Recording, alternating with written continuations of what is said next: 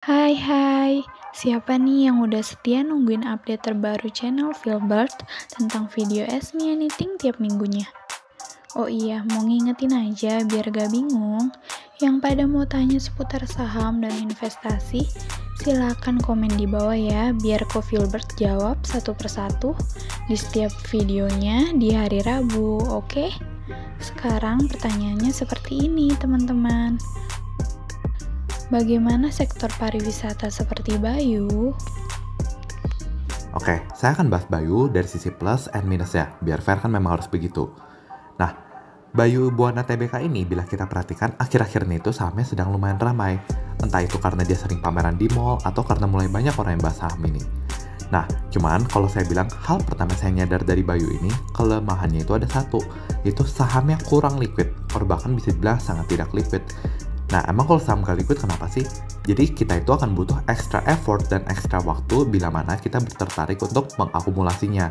Dan ketika suatu hari untuk menjualnya, bila masih kurang liquid, bakal butuh extra time and extra effort. Nah, apakah hal tersebut big deal? Kalau saya bilang, patokannya simple.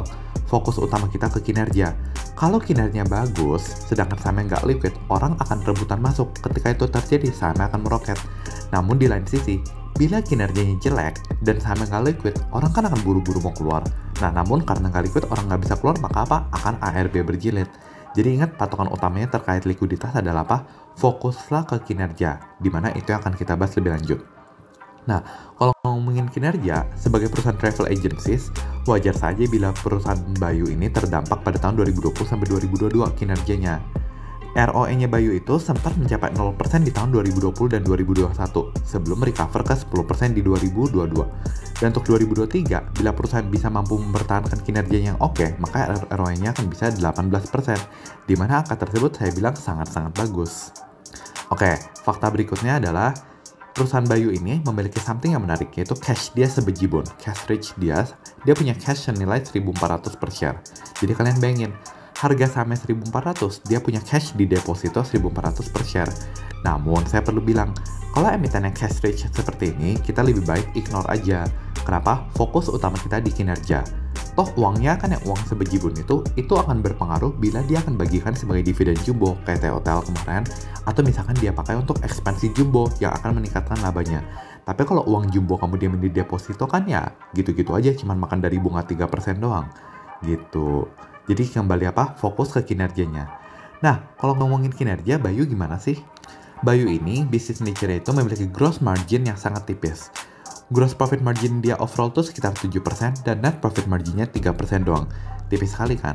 Lini usaha itu bisa dibagi menjadi 3 segmen, yaitu jasa penjualan tiket itu 71% omset dengan gross profit margin 4%. Yang kedua, tour and travel itu 17% dari revenue dengan gross profit margin 13%. Yang ketiga, hotel yaitu 11% revenue dengan gross profit margin 11%. Nah, ada satu hal yang menarik dari Bayu di tahun 2023, yaitu kalau kalian perhatikan, ketiga tadi apa saja, penjualan tiket, tour and travel, dan yang ketiga bisnis hotel, itu lagi bagus-bagusnya di saat ini. Kenapa? Mobilitas masyarakat yang meningkat. Sehingga cukup reasonable bila kita asumsikan revenue dia bisa stabil di sekitar ya let's say 2,4 T lah setahun. Lalu kalau kita pakai asumsi net profit margin 3,3%, kita akan memperoleh net profit Bayu di angka 79 atau 80 miliar per tahun. Nah, untuk kelas ya, ini biar lengkap analisa kita sertakan dengan valuasi juga. Tadi kita sudah ketemu berapa? Yang IO net profit 79 miliar per tahun. Net profit wajar itu setara dengan EPS 225. Nah, untuk valuasi itu gampang, caranya tinggal per wajar dikali EPS wajar. Per wajar Bayu kalau di mata saya mungkin saya kasih di angka 8 kali.